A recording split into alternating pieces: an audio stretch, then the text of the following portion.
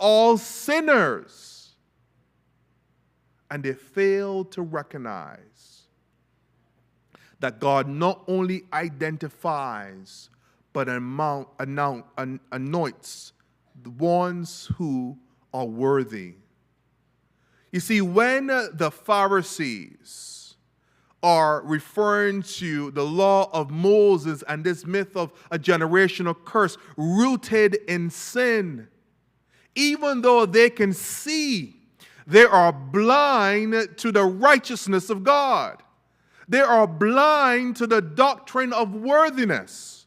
While they focus so much on saying this blind man is a sinner and he is blind because someone has done something in a generation, and also we will go to his parents and say this entire household is a product of a generational curse. They are so blind by pronouncement and judgment of sin.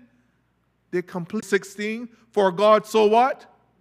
Loved the world that he sent his son. So therefore God loved the entire world, and the doctrine of you are worthy because God loved you. You are worthy because God so ordained that you can be free of any ailment is the message of the gospel.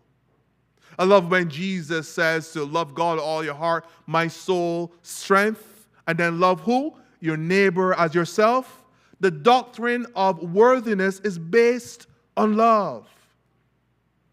So even the blind man who can now see understood that there was something about Jesus that spoke against the myth of a generational curse and ushered in love because God saw him as worthy.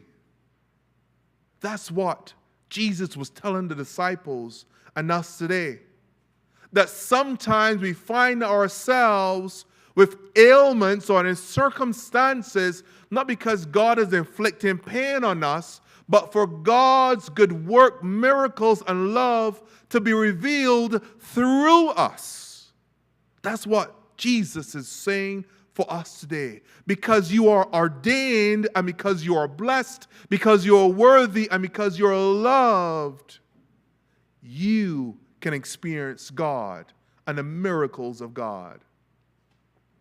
On Friday evening, Laura and I were watching TV, and let me just say, on a channel called Food Network. You ever heard of Food Network? And to just say that first of all, is a success to have our TV back. When Simone was in elementary school, the channels were showing episodes of Pinky and the Brain, or iCarly, you know those, or Dora the Explorer, Swiper No Swiper. Those who have kids would know these shows. And then Richie would watch Thomas and the Train, or Paw Patrol, or SpongeBob SquarePants. And now The Mandalorian, This Is the Way. Y'all know what I'm talking about.